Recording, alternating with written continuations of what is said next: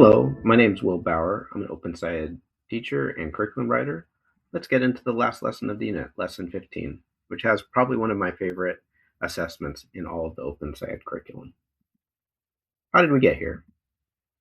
During lesson 14, we figured out that physics models and evidence can help us identify local problems and design safer solutions. So students have just completed their design challenge solutions. And in this lesson, we are wondering, how can we apply our physics and engineering ideas to improve the safety of pedestrians? Let's look at this lesson at a glance. So this is our putting the pieces together.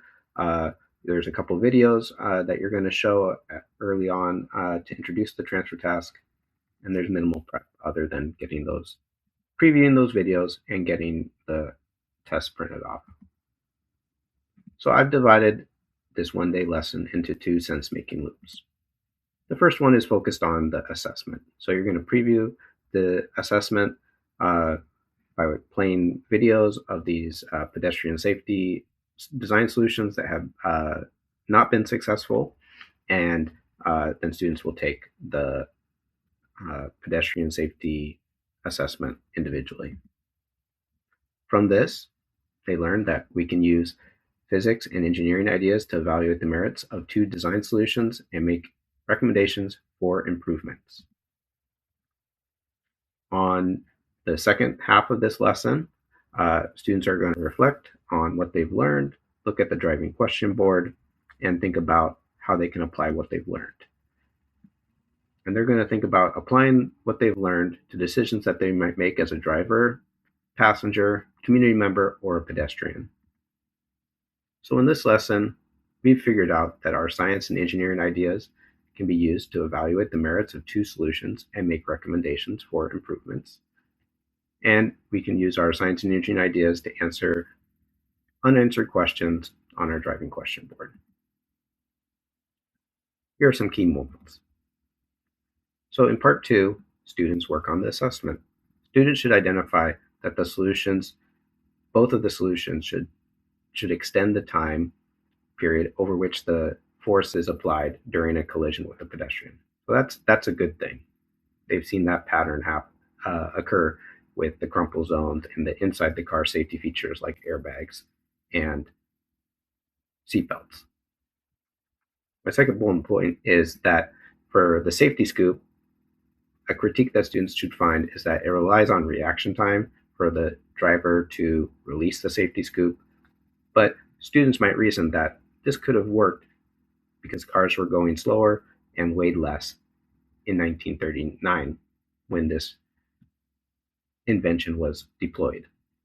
For the pedestrian catcher, which came a little bit later, it has the advantage that it's automatically deployed, but the force might be too great at higher speeds.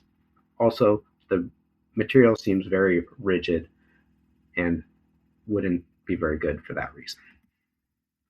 So part 4, students are going to engage in some mindfulness and reflection.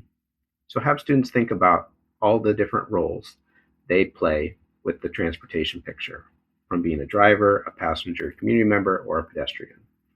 There's a resource in the curriculum called the Student Mindfulness resource from lesson 1 that you might want to bring back to think about kind of the social emotional aspects of transportation and the issues you've had to deal with and problem solve throughout this unit.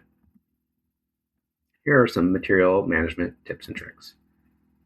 For the assessment, I encourage you to have your physics formulas available.